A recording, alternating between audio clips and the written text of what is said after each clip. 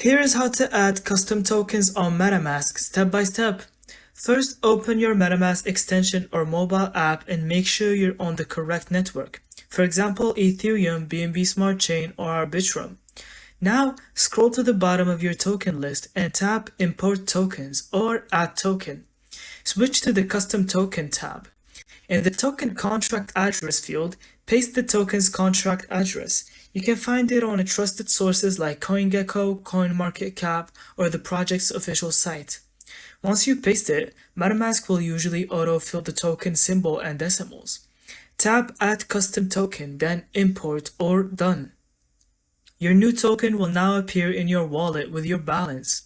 If it still doesn't show up, double check the contract address and make sure you're on the correct network. That's how to add custom tokens on MetaMask. Quick, easy, and essential for managing DeFi and airdropped assets. Thank you so much for watching. I hope you found this video helpful. Don't forget to leave us your thoughts in the comments.